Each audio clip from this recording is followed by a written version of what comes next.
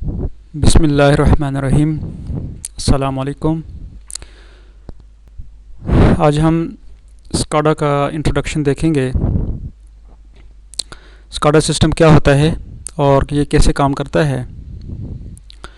SCADA supervisory control और data acquisition SCADA से बनता है।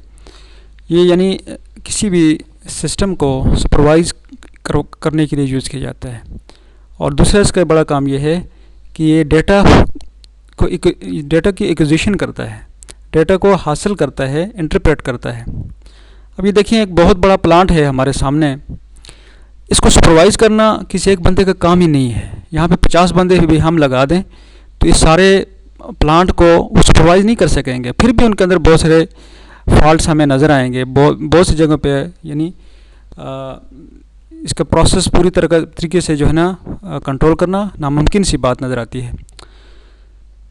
इसके लिए कंट्रोल करने के लिए हमें एक सुपरवाइजरी कंट्रोल चाहिए, जो कि हम एक कंट्रोल रूम में बैठे हुए हों और सारे का सारा प्लांट हमारे सामने हो और उस प्लांट को हम अपनी मर्ज़ी से उसके अंदर जो है ना वैल्यूज़ को भी चेंज कर सकें, उसको कंट्रोल भी कर सकें, मॉनिटर भी कर सकें। तो इसके लिए हमें स्काडा की ज़रूरत पड़ती है। अब हमारे पास स्काडा जो कंट्रोल सिस्टम है उसके अंदर डिवाइसेस का नेटवर्क किस तरह बनता है इस स्लाइड में आप देख सकते हैं कि हमारे पास मुख्तलिफ़ किस्म के इंटरनेट प्रोटोकॉल्स होते हैं। लेट्स सपोज इस साइड पे हमारे पास कोई PLCs लगे हुए हैं जो कि सीरियल कम्युनिकेशन करते हैं, RS-232 या RS-422 या RS-485। इस इंटरनेट इस पे जो है ना प्रोटोकॉल पे ये कम्युनिकेट करते हैं। और इस तरफ का हमारे पास कुछ PLCs लगे हुए किसी दूसरे प्रोटोकॉल पे कम्युनिकेट करते हैं और कुछ और डिवाइसेस हमारे पास लगे हुए हैं। तो इन सारों का हमारे पास जो कम्युनिकेशन है वो हमारे पास मॉडेम के पास आता है और वहाँ से मॉडेम में हमारे पास मॉडबस TCP/IP ये प्रोटोकॉल भी यहाँ पे लगा होता है। प्रोटोकॉल का मतलब ये है कि हम डेटा को एक जगह से दूसरी जगह सेफली मुंतकिल करने के लिए या वहाँ से हासिल करने के लिए जो कम्युनिकेशन का मेथड यूज़ करते हैं वो हमारे पास प्रोटोकॉल कम्युनिकेशन प्रोटोकॉल होता है। सेफली उसको जो है ना एक जगह से दूसरी लेके जाना और वहाँ से वापस लेके आना। तो फिर उसके बाद हमारे ये सारे डिवाइसेस जो है वो इथरनेट के साथ कनेक्टेड होते हैं और फिर वो जा कर के हम डेटा पर्सनल हमारे कंप्यूटर्स को देते हैं। तो ये एक पूरा चेन बनता है, एक सिस्टम बनता है। फिर अब इस नेट के ज़रिए से इस इंटरनेट के ज़रिए से हम डेटा को एक जगह से दूसरी जगह वायरलेसली भी कम्युनिकेट करवा सकते हैं और एक जगह से दूसरी जगह हम डेटा को थ्रू वायर भी कम्युनिकेट करा सकते हैं। और इसी तरीके से ये यहाँ पे कहते हैं to communicate with different devices having different protocols on open network converter ONC और OPC object level embedding protocol converter is required which could be hardware based or software based on a computer. Normally it is called front end processor. ये front end processor होता है हमारे पास। ये हम जितने भी data लेते हैं वो OPC के ऊपर लेके आते हैं और फिर वहाँ से हम OPC से हम स्काडा को देते हैं। तो जितने भी प्रोटोकॉल जितनी भी डिवाइसेस हम डेटा लेते हैं फील्ड डिवाइसेस से वो PLC में आते हैं और PLC से डेटा हमारे पास OPC पे आता है। OPC से बनता है object linking and embedding for process control OPC। और उसके बाद क्या होता है, अब देखें अगली इस स्लाइड में हम देख सकते हैं कि प्लांट को रिमोट स्टेशन से भी हम कंट्रोल कर सकते हैं। ये हमारे पास प्लांट लगे हुए हैं। लेट्स सपोज एक यहाँ पे कराची में लगा हुआ है, दूसरा मुल्तान में लगा हुआ है, तीसरा इस्लामाबाद में लगा हुआ है। मुख्तलिफ लोकेशन पे हमारे पास प्लांट लगे हुए हैं। अब इन प्लांट्स को हम एक ही स्काडा के ज़रिए से सुपरवाइज़ कर सकते हैं। एक ही बंदा एक जगह में बैठ करके सारे प्लांट्स को देख सकता है। वो देख सकेगा मुल्तान में जो प्लांट है उसमें क्या चल रहा है, कराची में जो प्लांट है उसमें क्या चल रहा है, इसी तरीके से इस्लामाबाद में जो प्लांट है उसके अंदर क्या क्या चल रहा है। अगर वो समझते हैं कि किसी जगह पे किसी चीज़ को चेंज करने की ज़रूरत है तो यहाँ से ही जस्ट ए सिंगल कमांड के ज़रिए से चेंज कर सकता है। कोई डाटा को इंटरप्रेट करना है यहाँ से इंटरप्रेट कर सकता है और यहाँ से उसको आने जाने का यानी एक जगह से दूसरी जगह ट्रैवलिंग भी उसकी बचत हो जाती है। तो इस तरीके से हम एक जगह से दूसरी जगह तक आने जाने के जो कम्युनिकेशन है उसको इंतहाई फास्ट किया है और एक ही जगह पे बैठे हुए सारी चीज़ों को हम सुपरवाइज़ कर सकते हैं। अदरवाइज़ इतने ज़्यादा प्लांट्स को एक बंदा या एक कंपनी भी सुपरवाइज़ करना उसके लिए बहुत ही मुश्किल, नामुमकिन से हो जाता है। उसके बावजूद उसके अंदर जो है ना एरर्स रह जाते हैं। लेकिन यहाँ पे कंट्रोल रूम के अंदर जहाँ पे चंद एक लोग बैठ करके पूरी की पूरी डिवाइस, पूरे के पूरे प्लांट को, हर डिवाइस को देख रहे होते हैं, जहाँ पे उनको नज़र आता है किस चीज़ का टेम्परेचर बढ़ गया है, प्रेशर बढ़ गया है, या इसी तरीके से कोई भी डिवाइस प्रॉपर्ली फंक्शन नहीं कर रहा, कि किसी पंप का वाल्व ओपन हो गया है या कहीं भी कोई वाल्व में मसला आ गया है, तो यहाँ से बैठे उसको ठीक कर सकता है।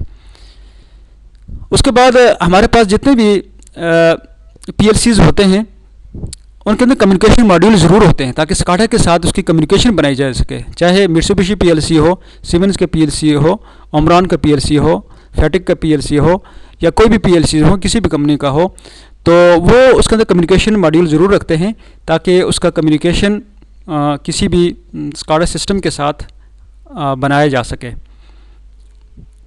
ये हमारे पास SCADA के कंट्रोल रूम की नक्शा है, एक पिक्चर है जिसके अंदर हमें पूरा SCADA का कंट्रोल रूम नज़र आ रहा है। कंट्रोल रूम के अंदर बड़ी बड़ी स्क्रीनें लगी होती हैं, जिस तरह हमें स्क्रीन नज़र आ रही है। इस स्क्रीन पे प्लांट का पूरा डाटा हमारे पास आ रहा होता है। प्लांट में किस जगह पे क्या क्या चल रहा है, किस जगह में टेम्परेचर क्या है, प्रेशर क्या है, वाल्व की क्या कंडीशन है, इसी तरीके से डस्ट की, स्मोक सेंसर से सारे का सारा डाटा हम ले करके इस प्लांट की स्क्रीन के ऊपर ला रहे होते हैं। तो ये हमारे पास सारी के सारा डाटा इस प्लांट की स्क्रीन के ऊपर हमें यहाँ पे दिखाई दे रहा है, और इस स्क्रीन से हम डाटा को हासिल भी कर सकते हैं और चेक भी कर सकते हैं, मॉनिटर भी कर सकते हैं, और एक्विजिशन के साथ साथ यहाँ से हम चेंज भी कर सकते हैं। किसी चीज़ की वैल्यू को हम यहाँ से चेंज भी कर सकते हैं। यहाँ से हम वैल्यू चेंज करेंगे तो एग्जैक्ट वहाँ पे वो प्लांट पे लगी हुई चीज़ की वैल्यू भी चेंज हो जाएगी। तो इस वजह से ये इंतहाई फास्ट कम्युनिकेशन का मेथड है, जिससे हम प्लांट को मॉनिटर भी करते हैं, ऑब्जर्व भी कर सकते हैं, और इसके ज़रिए से हम इसकी जो है प्रोडक्शन भी बढ़ जाती है। अब इसकी हिस्ट्री क्या है, इसका आइडिया कैसे आया हमें सुपरवाइजरी कंट्रोल का? इसकी हिस्ट्री ये है कि शुरू में दुनिया के अंदर टेलीमेट्री सिस्टम यूज़ होता था, जो एक मुल्क से दूसरे मुल्क या एक इलाके से दूसरे इलाके में इंफॉर्मेशन पहुंचाने के लिए टेलीमेट्री सिस्टम हुआ करता था।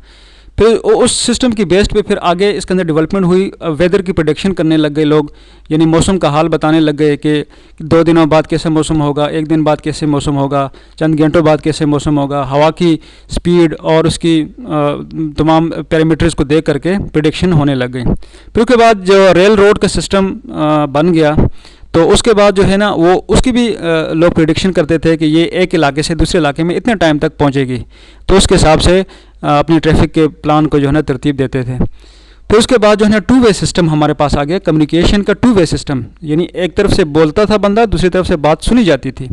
टेलीफोन का सिस्टम ये हमारे पास दुनिया के अंदर आ गया।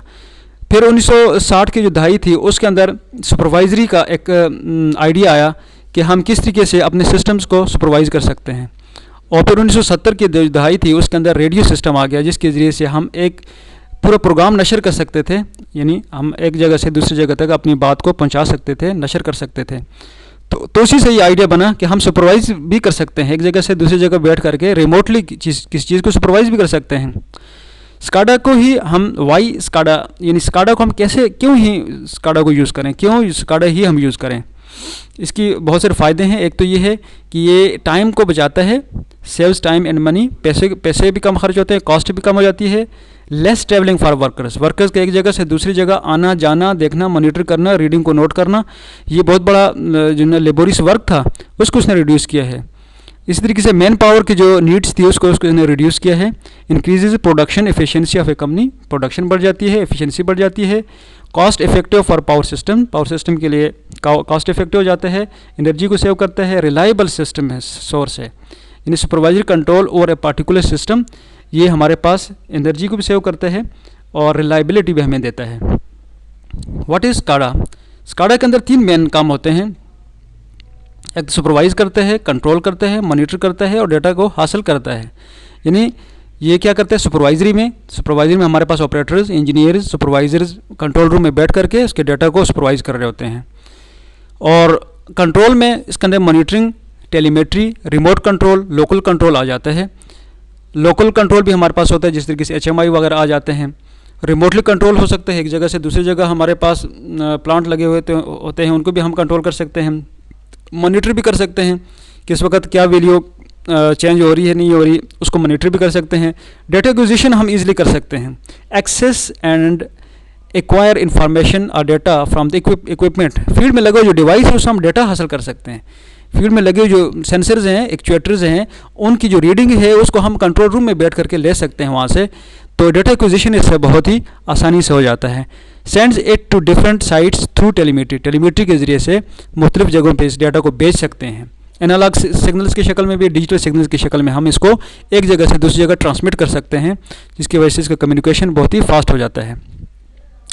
स्काडा के एलिमेंट्स कौन कौन से हैं?